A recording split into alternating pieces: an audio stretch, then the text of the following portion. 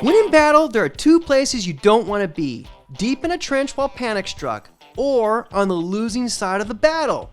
Which brings me to, what's going on with school reopenings in some of our largest school districts? Last week, while on a Zoom call for a school district, I heard a teacher say, if it wasn't safe to go back to school in the fall, it's not safe now. Who says it wasn't safe in the fall? The same policymakers who thought it was a good idea to put sand in the skate parks? Or police tape around our playgrounds, or our hiking trails, or horse trails? What about lying down on the beach, let alone paddleboarding alone in the ocean?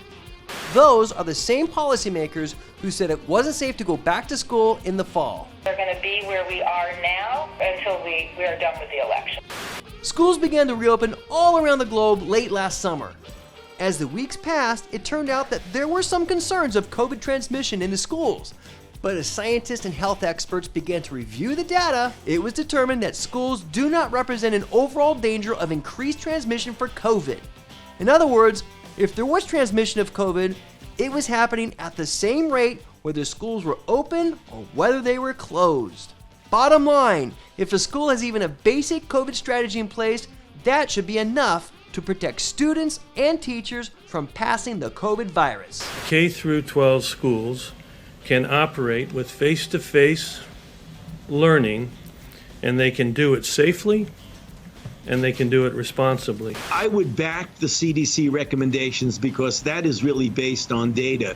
We didn't fully appreciate that early on, but the fact is that when you look at a community and look at the penetrance of the virus in the community and its spread at the community level compared to the school in that community, it's less likely for a child to get infected in the school setting than if they were just in the community.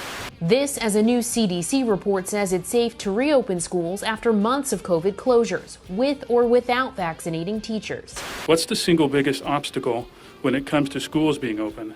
I think fear, I think trust. I think it's one thing to assert something, it's another to prove something. While our children continue to feel locked up at home, there has been recorded growth of youth depression, falling grades, deep frustration, anxiety, not to mention a rise in suicidal behaviors. And while this is happening, many of our large school unions have dug in deep into a panic-driven fear, a fear that's not based on the data or the science. Please, it's time to come out of the trenches. The data is out. Don't find yourself on the wrong side of science, or should I say, the losing side of this battle.